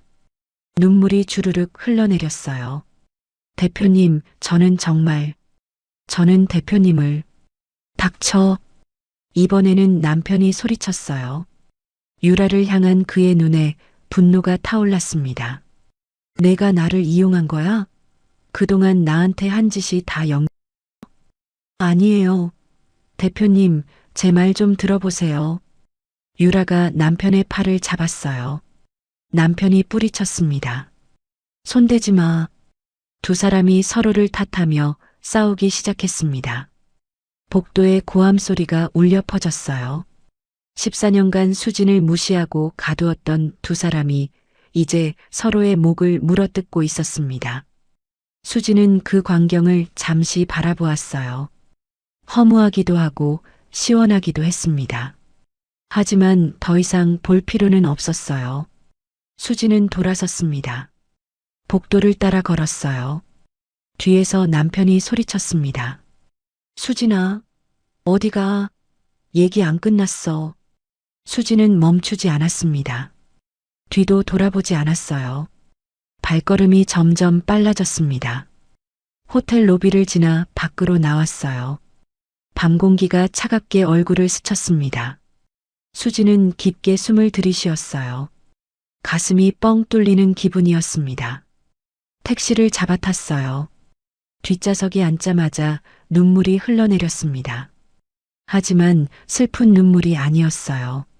14년간 목구멍에 걸려있던 것들이 쏟아지는 느낌이었습니다. 14년이었습니다. 14년 동안 참고 숨기고 견뎌왔어요. 하지만 이제 끝이었습니다. 택시 창문 너머로 서울의 밤거리가 흘러갔어요. 가로등 불빛이 눈물에 번져 보였습니다. 수지는 핸드백 안에 금태 명함들을 꺼내 보았어요.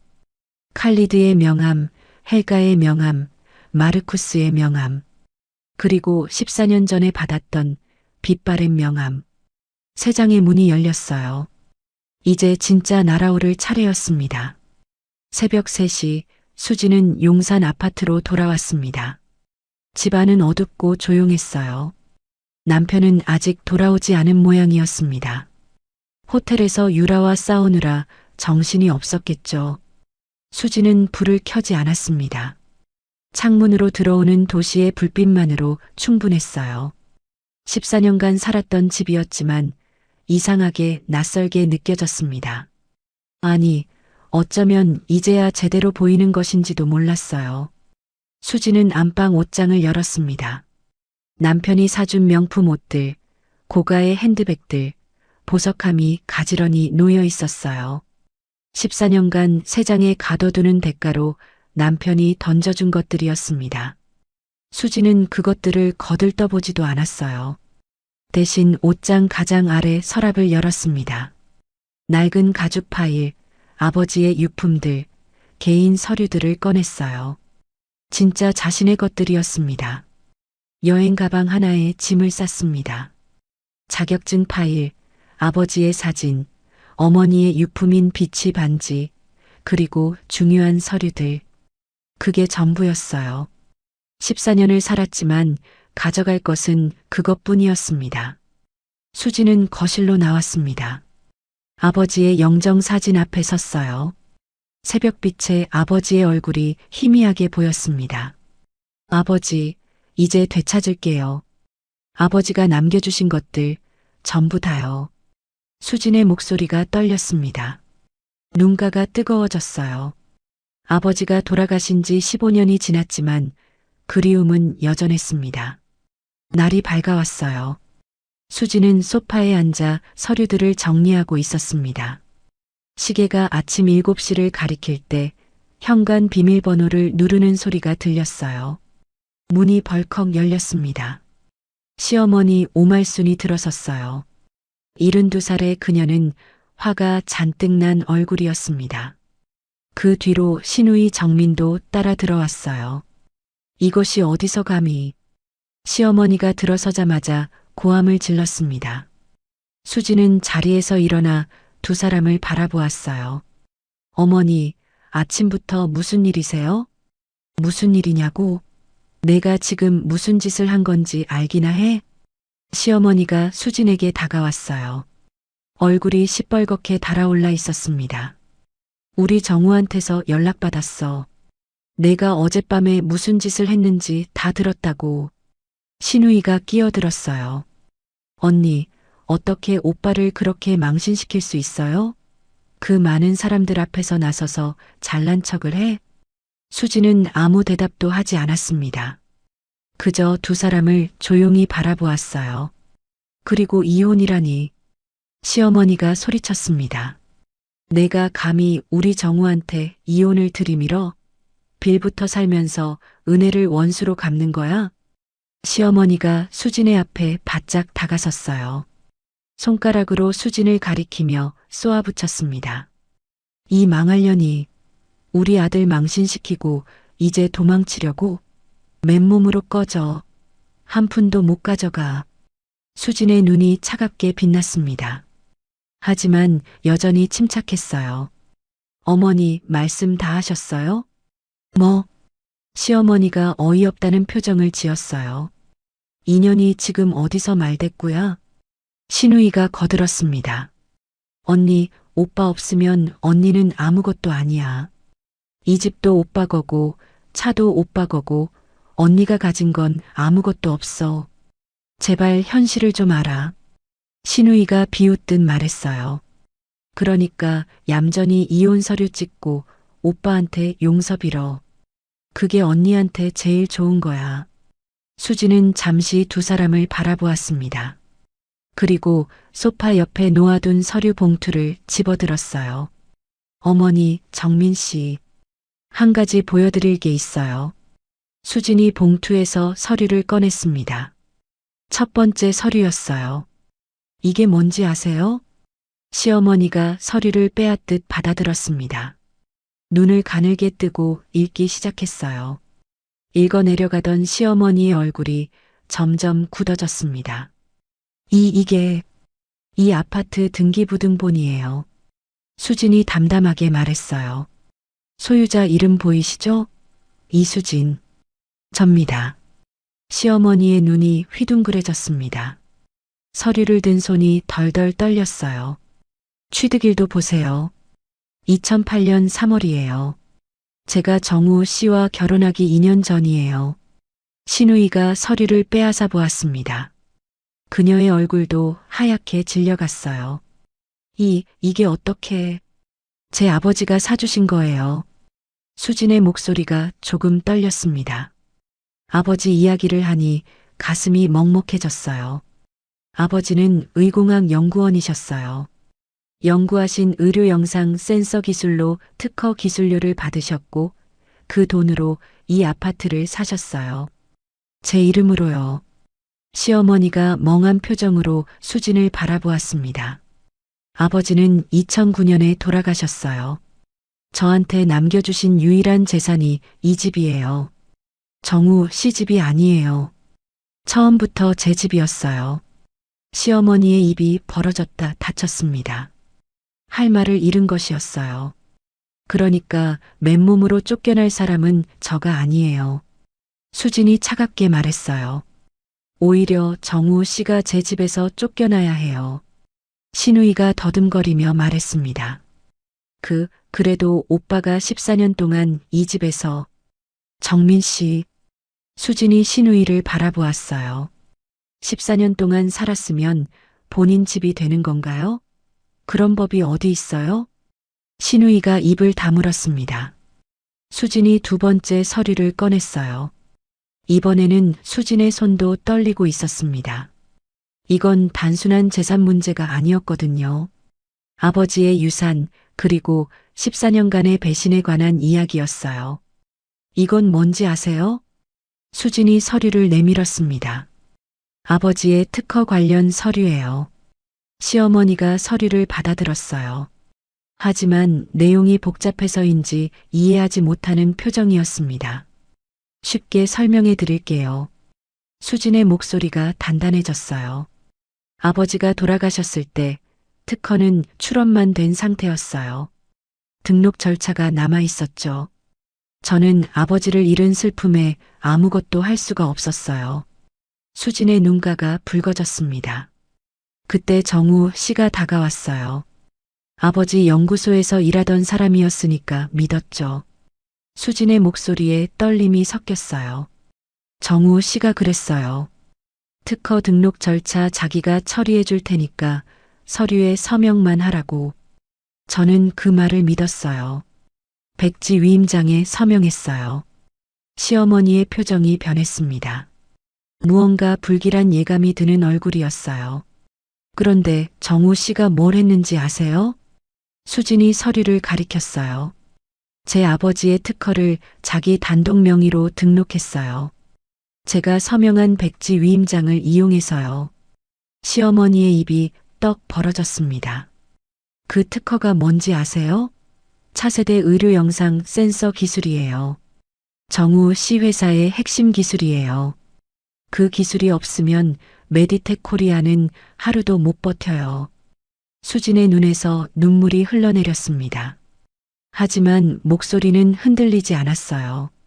정우 씨는 저를 사랑한 게 아니에요. 제 아버지의 특허를 노린 거예요.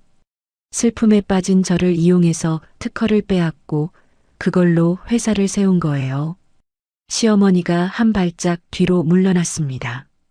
다리가 후들거리는 것 같았어요. 그러니까 어머니. 수진이 시어머니를 똑바로 바라보았어요. 저는 빌붙은 게 아니에요. 빼앗긴 거예요. 제 집에서 제 특허로 제 인생을요. 시어머니의 얼굴이 창백해졌습니다. 손에 들고 있던 서류가 바닥에 떨어졌어요. 이제 다 되찾을 거예요. 수진의 목소리가 단호했습니다. 특허권은 기망에 의한 양도예요. 법원에 가면 원래 주인한테 돌아와요. 저한테요. 시어머니가 비틀거렸습니다. 옆에 있던 소파 팔걸이를 붙잡았어요. 그러니까 어머니, 법원에서 만나요. 시어머니의 무릎이 꺾였습니다. 소파에 털썩 주저앉았어요. 얼굴이 허옇게 질려 있었습니다. 신우이가 허둥지둥 휴대폰을 꺼냈어요. 손이 떨려서 버튼을 제대로 누르지도 못했습니다. 오빠, 큰일 났어. 언니가 집주인이래. 신우이의 목소리가 떨렸어요. 전화기 너머로 남편의 고함 소리가 들렸습니다. 수지는 휴대폰을 들어 어딘가에 전화를 걸었어요. 잠시 후 경비실과 연결되었습니다. 네, 32층입니다. 손님들이 나가실 거예요. 안내 좀 부탁드려요. 전화를 끊고 수진이 시어머니와 신우이를 바라보았어요. 정민 씨, 오빠한테 전해요. 수진의 목소리는 차분했지만 단단했습니다. 일주일 안에 이 집에서 짐 빼라고요. 안 그러면 강제 집행 들어갑니다. 신우이가 믿을 수 없다는 표정으로 수진을 바라보았어요. 시어머니는 여전히 소파에 주저앉은 채 멍하니 허공을 바라보고 있었습니다. 초인종이 울렸어요. 경비원이 도착한 것이었습니다. 수진이 현관문을 열었어요. 이분들 나가시는 거 도와주세요. 경비원이 고개를 끄덕이고 안으로 들어왔습니다. 신우이가 시어머니를 부축해 일으켰어요. 두 사람은 비틀거리며 현관으로 향했습니다. 문을 나서기 전 시어머니가 돌아보았어요. 눈에 원망이 가득했습니다. 하지만 아무 말도 하지 못했어요. 할 말이 없었으니까요. 문이 닫혔습니다. 수지는 빈 거실에 홀로 섰어요. 아침 햇살이 창문으로 쏟아져 들어왔습니다. 14년간 세장이었던 이 집에 처음으로 따스한 빛이 드는 것 같았어요. 수지는 아버지의 영정 사진을 바라보았습니다. 아버지, 지켜봐 주세요.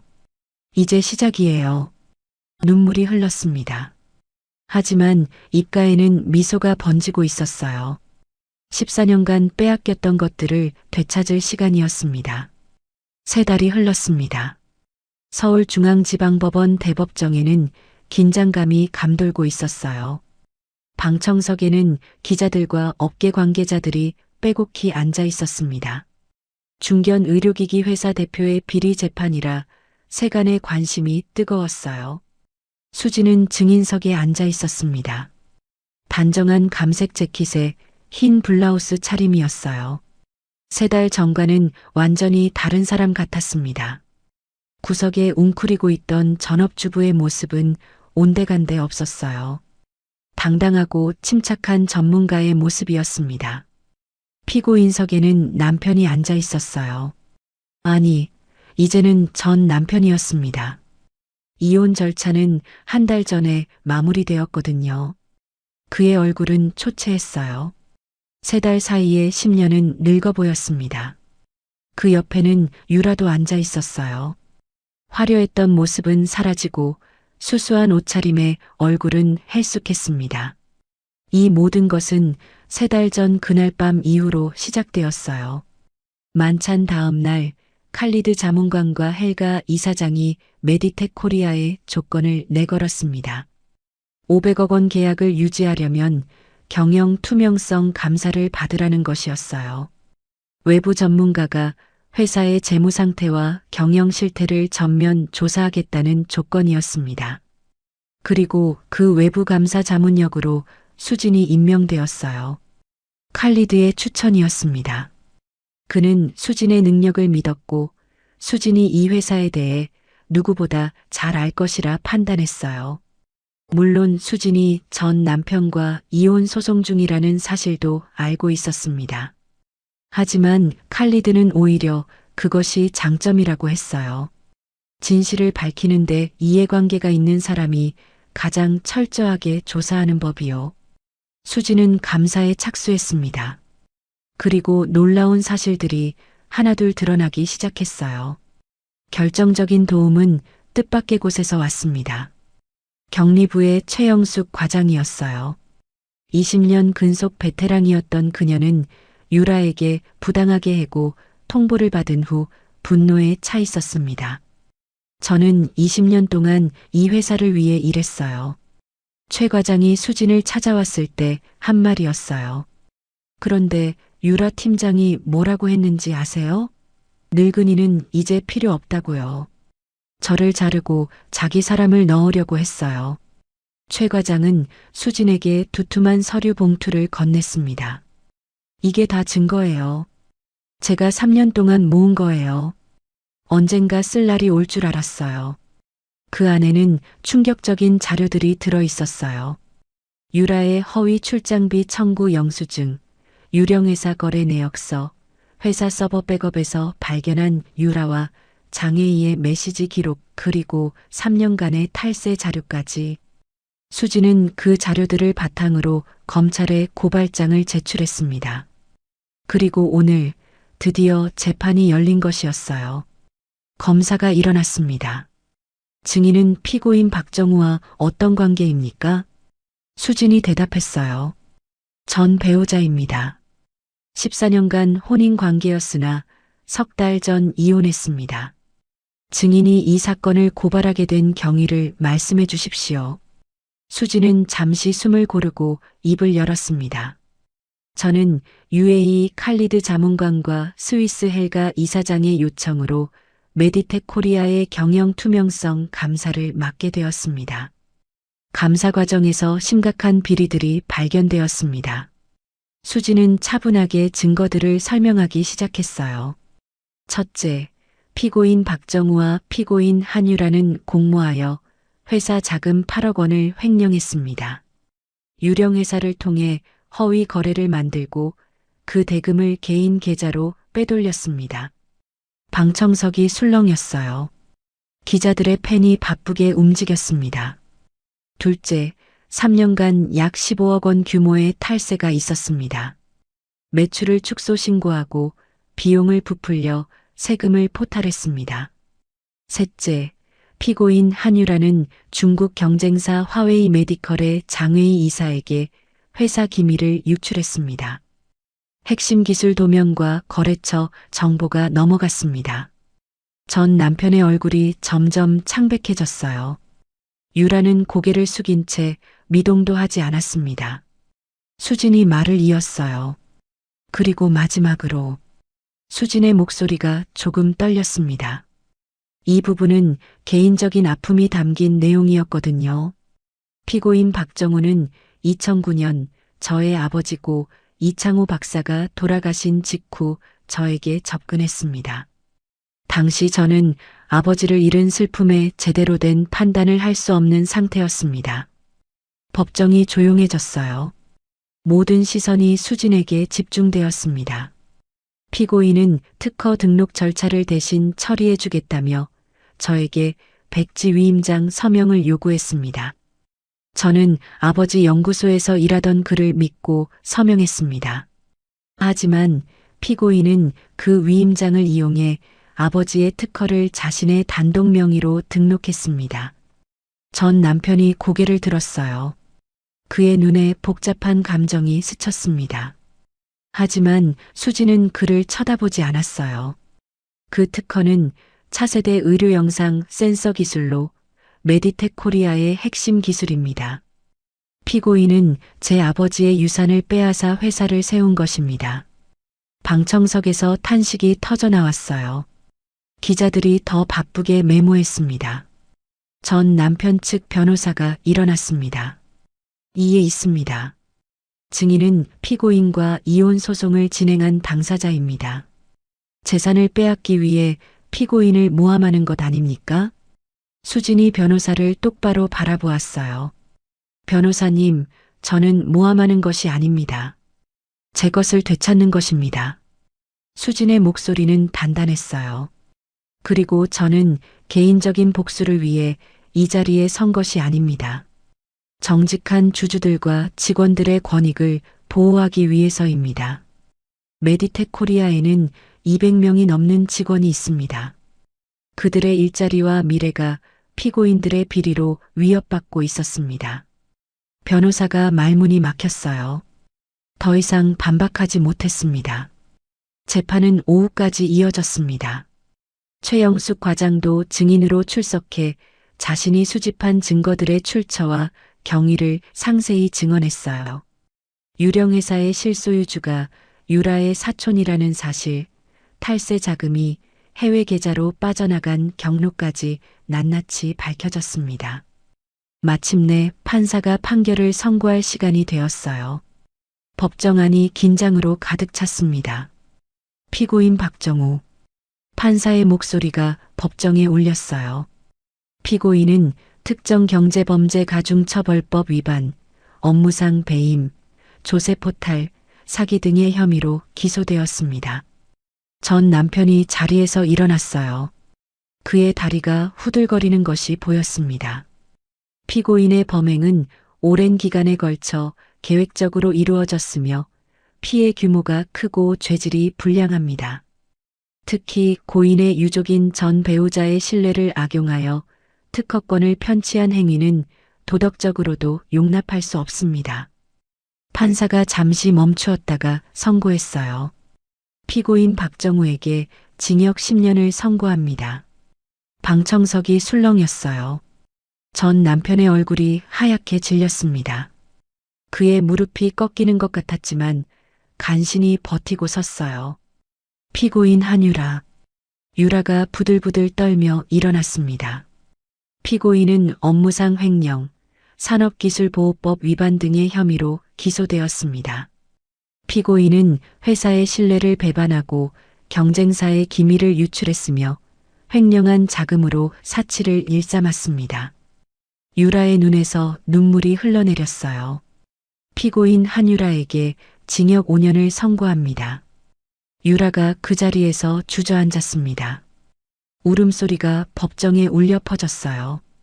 또한 피고인 박정우가 기망에 의해 취득한 의료 영상 센서 특허권에 대해서는 양도 계약을 취소하고 원권리자인 이수진에게 소유권을 반환할 것을 명합니다. 수진의 눈에서 눈물이 흘러내렸습니다. 15년 전 아버지가 남겨주신 유산이 드디어 돌아오는 것이었어요. 메디텍 코리아의 경영권은 법원 관리 하에 매각 절차를 진행하도록 합니다. 판결이 끝났습니다. 법정안이 웅성거렸어요. 기자들이 밖으로 뛰어나가며 기사를 송고하기 시작했습니다. 전 남편이 경찰에 의해 호송되기 시작했어요. 수갑이 채워진 그가 수진 앞을 지나갔습니다. 그가 멈춰 섰어요. 경찰이 재촉했지만 그는 수진을 바라보았습니다. 수진아. 그의 목소리가 갈라졌어요. 미안해. 14년 결혼 생활 동안 한 번도 듣지 못했던 말이었습니다. 하지만 수진은 흔들리지 않았어요. 나한테 사과하지 마.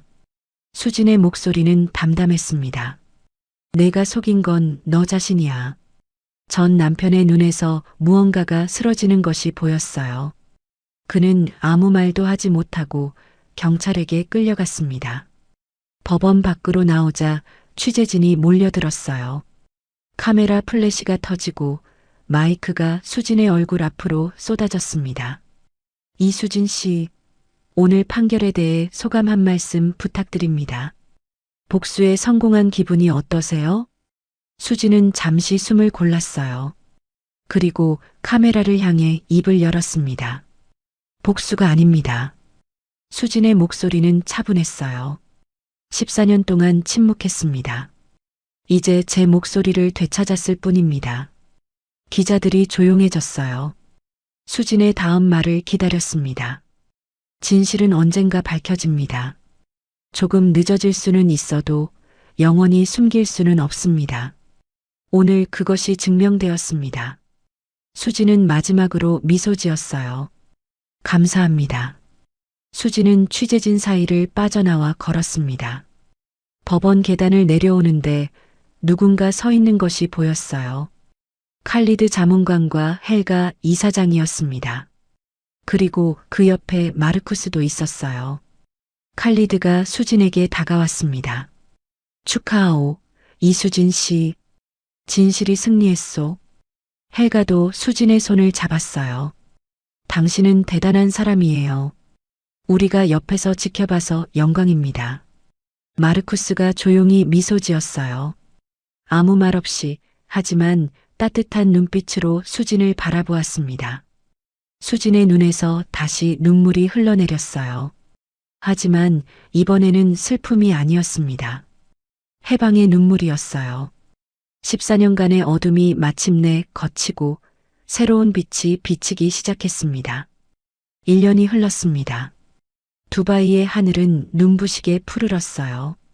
사막의 도시 위로 솟아오른 초고층 빌딩들이 햇살을 받아 황금빛으로 빛나고 있었습니다. 세계 각국에서 모인 의료 전문가 3천여 명이 두바이 국제 컨벤션 센터 대강당을 가득 채우고 있었어요. 제15회 두바이 국제 의료 컨퍼런스. 중동과 아시아, 유럽을 잇는 의료계 최대 행사였습니다. 무대 뒤에서 수지는 깊게 숨을 들이쉬었어요. 손끝이 미세하게 떨렸습니다. 1년 전만 해도 상상조차 할 수 없었던 자리였거든요. 기둥 뒤에 숨겨져 있던 여자가 3,000명 앞에서 기조연설을 하게 되다니요. 거울에 비친 자신의 모습을 바라보았습니다. 오늘 수지는 한복을 입고 있었어요. 청록색 비치빛 저고리에 남색 치마였습니다. 어머니의 유품이었어요. 어머니가 돌아가시기 전 수진에게 남겨주신 것이었습니다.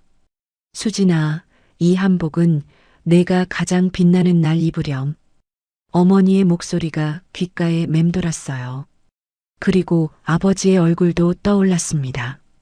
두 분 다 하늘에서 지켜보고 계실 거예요. 이수진 씨, 준비되셨습니까? 스태프가 다가와 물었어요. 수진은 고개를 끄덕였습니다. 네, 준비됐습니다. 무대 막이 열렸어요. 수진이 걸어나갔습니다. 3,000개의 시선이 일제히 그녀에게 쏠렸어요. 청록빛 한복이 조명 아래서 은은하게 빛났습니다. 우레와 같은 박수가 터져나왔어요. 수지는 무대 중앙에 서서 객석을 바라보았습니다. 가슴이 벅차올랐어요. 눈시울이 뜨거워졌지만 눈물이 흘러내리지 않도록 꾹 참았습니다. 박수가 잦아들었어요. 수진이 마이크 앞에 섰습니다. 안녕하십니까? 칼리드 재단 아시아 의료협력 수석 자문역이자 스위스 제네바 의료재단 객원 자문 이수진입니다. 수진의 목소리가 대강당에 울려 퍼졌어요. 또렷하고 단단한 목소리였습니다. 오늘 저는 여러분께 제 이야기를 들려드리려 합니다. 침묵에서 목소리로 그 여정에 대해서요. 객석이 조용해졌어요. 3,000명이 숨을 죽이고 수진의 다음 말을 기다렸습니다. 저는 7개 국어를 할 수 있습니다. 수진이 말했어요. 한국어, 영어, 아랍어, 독일어, 프랑스어, 스페인어, 이탈리아어. 28살에 WHO 의료통역 전문가로 일했고 국제회의장을 누비며 세계와 소통했습니다. 객석에서 감탄의 웅성거림이 들렸어요. 하지만 수진의 목소리가 조금 낮아졌어요. 저는 14년 동안 단 한마디도 하지 못했습니다. 대강당이 다시 조용해졌어요. 제 목소리를 빼앗겼기 때문입니다. 수진의 눈가가 촉촉해졌어요. 하지만 목소리는 흔들리지 않았습니다. 14년 전 저는 사랑이라고 믿었던 것에 속았습니다. 제 능력이 두려웠던 사람에게 갇혔습니다. 그는 저를 새장에 가두고 날개를 꺾었습니다. 영어도 못하는 전업주부. 그것이 14년간 저를 정의한 말이었습니다.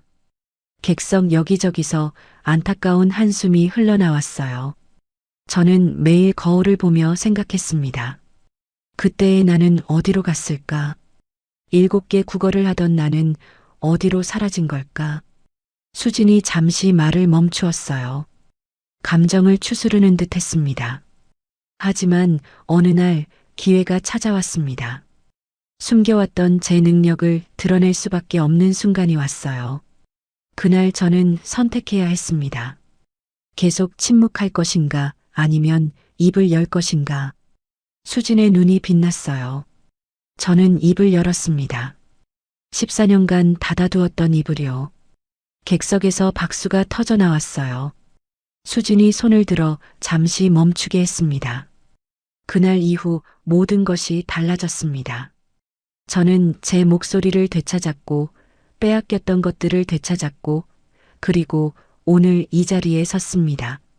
수진이 객석을 천천히 둘러보았어요. 오늘 이 자리에는 다양한 분들이 계실 겁니다.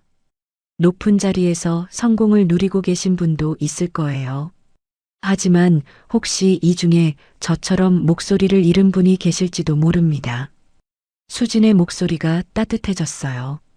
누군가에게 능력을 인정받지 못하는 분, 자신의 가치를 의심하는 분, 다시 시작하기에는 너무 늦었다고 생각하는 분. 수진이 가슴에 손을 얹었어요. 여러분께 말씀드리고 싶습니다. 절대 늦지 않았습니다. 객석이 숙연해졌어요. 저는 42살에 다시 시작했습니다. 14년간의 공백이 있었습니다. 하지만 그것이 저를 막지 못했습니다. 여러분도 마찬가지입니다. 수진의 목소리에 힘이 실렸어요. 당신의 가치를 남이 정의하게 두지 마십시오. 당신이 누구인지는 당신 자신이 결정하는 것입니다. 객석에서 고개를 끄덕이는 사람들이 보였어요. 다시 시작하는 것을 두려워하지 마십시오. 무너짐이 끝이 아닙니다. 오히려 더 화려한 부활의 시작일 수 있습니다. 수진이 마지막으로 말했어요. 불사조는 재에서 다시 태어난다고 합니다.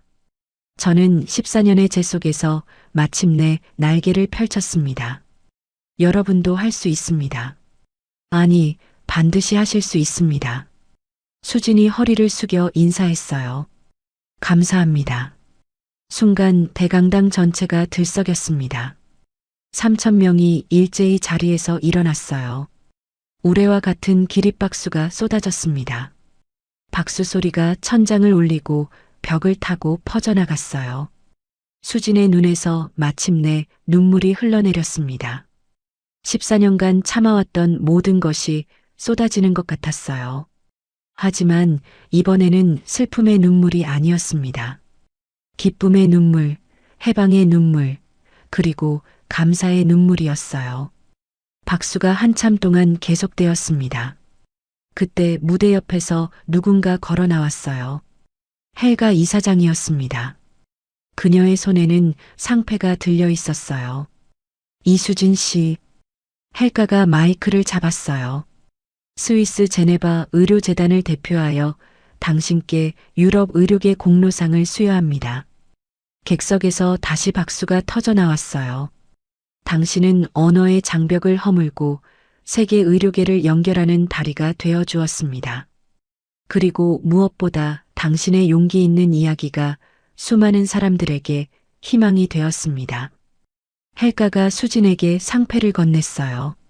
수진은 떨리는 손으로 그것을 받았습니다. 감사합니다, 이사장님. 정말 감사합니다. 수진의 목소리가 떨렸어요. 헬가가 수진을 안아주었습니다. 객석의 박수가 더 커졌어요. 무대에서 내려온 수진을 칼리드 자문관이 맞이했습니다. 훌륭했소, 이수진 씨. 칼리드가 진심 어린 미소를 지었어요. 14년 전 나는 당신에게 명함을 건넸소. 당신이 연락하지 않아서 안타까웠소. 칼리드가 수진의 손을 잡았어요. 하지만 오늘 당신이 이 자리에 선 것, 그것이 가장 좋은 대답이요. 수진은 눈물을 글썽이며 고개를 숙였습니다. 감사합니다, 자문관님.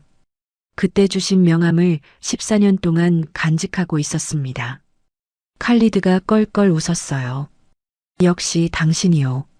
나는 사람 보는 눈이 있다니까. 컨퍼런스가 끝나고 리셉션이 열렸습니다.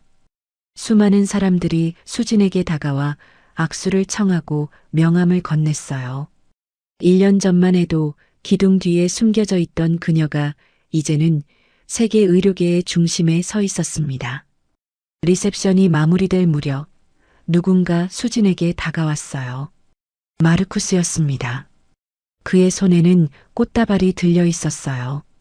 하얀 장미와 파란 델피늄으로 이루어진 아름다운 꽃다발이었습니다. 수진 씨, 축하해요. 마르쿠스가 꽃다발을 건네며 말했어요. 1년 사이에 두 사람은 자주 연락을 주고받으며 가까워졌습니다. 서로를 이름으로 부르는 사이가 되었어요. 당신 연설 정말 감동적이었어요. 눈물이 날 뻔했어요. 마르쿠스의 눈빛이 따뜻했어요. 수지는 꽃다발을 받으며 미소 지었습니다. 고마워요, 마르쿠스. 와줘서 정말 기뻐요. 오늘 저녁 시간 있어요? 마르쿠스가 조심스럽게 물었어요. 두바이의 석양이 정말 아름답다고 하던데 같이 보러 가지 않을래요? 수지는 잠시 마르쿠스를 바라보았어요. 그의 눈에는 진심이 담겨 있었습니다. 1년 전만 해도 상상할 수 없었던 순간이었어요. 누군가에게 이렇게 소중한 사람으로 대접받는다는 것이 좋아요. 같이 가요. 수진이 미소 지으며 대답했어요. 해질 무렵 두 사람은 두바이 해변을 걸었습니다. 사막의 도시 위로 황금빛 석양이 내려앉고 있었어요. 하늘은 주황빛에서 붉은빛으로 다시 보랏빛으로 물들어갔습니다. 정말 아름답네요. 수진이 석양을 바라보며 말했어요. 1년 전만 해도 이런 풍경을 볼 수 있을 거라고 상상도 못했어요. 마르쿠스가 수진을 바라보았어요. 당신은 그 풍경보다 더 아름다워요. 수진 씨. 수진의 볼이 살짝 붉어졌어요. 두 사람은 말없이 나란히 걸었습니다. 파도 소리가 부드럽게 들려왔어요. 오늘 저녁은 제가 살게요. 수진이 말했어요. 네. 고마워요, 마르쿠스. 1년 동안 많이 의지했어요. 오늘은 제가 대접하고 싶어요. 마르쿠스가 웃었어요.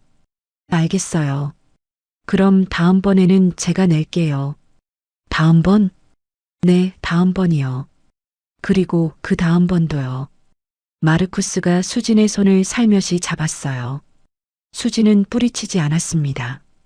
두바이의 황금빛 석양 아래 두 사람의 그림자가 길게 늘어졌어요. 수진은 생각했습니다. 불사조는 재에서 다시 태어난다고 했다. 14년의 재 속에서 나는 마침내 날개를 펼쳤다. 그리고 이제 그 날개로 더 높이, 더 멀리 날아갈 것이다.